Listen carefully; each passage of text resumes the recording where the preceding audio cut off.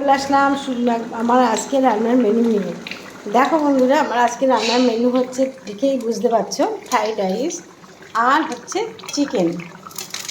Fried রাইসের ভিতরে দিয়েছি তোমার কাজু, কিশমিশ, তারপরে হচ্ছে ক্যাপসিকাম, তারপরে হচ্ছে বিন, গাজর, এলাচ, লবঙ্গ, দারচিনি সব কিছু দিয়ে ফ্রাইড রাইসটা আমার রেডি হচ্ছে। ভাজা সব ভেজে নিয়েছি, ভেজে নিয়ে সব কিছু মিশিয়ে দিচ্ছি। এর ভিতরে দুটো তেজপাতা দেবো। আর এদিকে আমার মাংস, দেখো বলছি আমার এই আজকে মেনু আমার এই, কিন্তু এগুলো করতে কত সময় লাগে বলো, যারা করে তারাই জানে। আর এদিকে আমার মাংসটা রেডি হয়ে গেছে, দেখো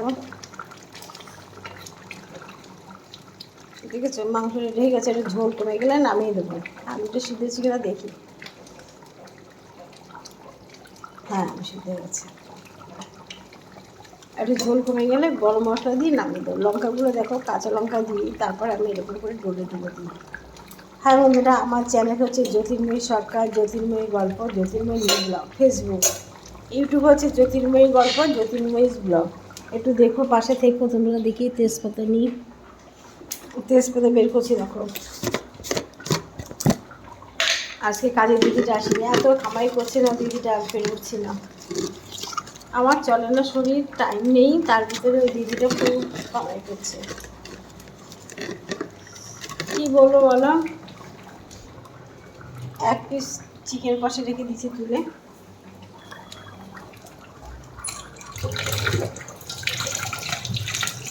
তেজপাতাকে ভালো করে আমি বের করে নিয়ে ভালো করে ডলে ডলে কোথায় শুকাতে দেয় তেজপাতা বলো, লাইন ধারে এখানে ওখানে, কত লোকে থুতু ফেলছে, কত কিছু করছে। সেই তেজপাতা তো আমরা খাই, সেই জন্য আমি তেজপাতাগুলো ধুয়ে সবসময়, আগে যখন টাইম ছিল তখন কী করতাম, তেজপাতা ধুয়ে মেলে দিয়ে শুকিয়ে কটু ভরে রাখতাম। এলাচ, দারচিনিগুলো কটু ভরে ধুয়ে শুকিয়ে কটু ভরে রাখতাম। এখন আর সময় নেই বন্ধুরা, এখন আমার সত্যি এত ব্যস্ত বলা মতো না। সকাল থেকে জল বসে লেগেছে, তো একটু জল খাবো, তা সেই সময়টা পাচ্ছি না জল খাওয়ার জন্য।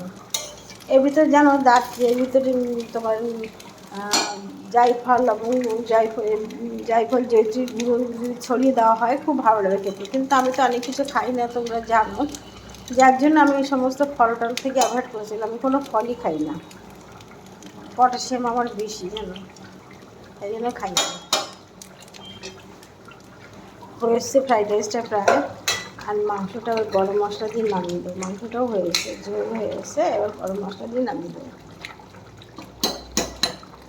ঠিক আছে বন্ধুরা, আমার ব্লগটা এখানে শেষ করলাম। ভালো থেকো সবাই, পাশে থেকো, একটা লাইক কমেন্ট পাঠিয়ে দিও, আর পুজো ভালো করে কাটাও। সবাই ভালো থেকো, সুস্থ থেকো।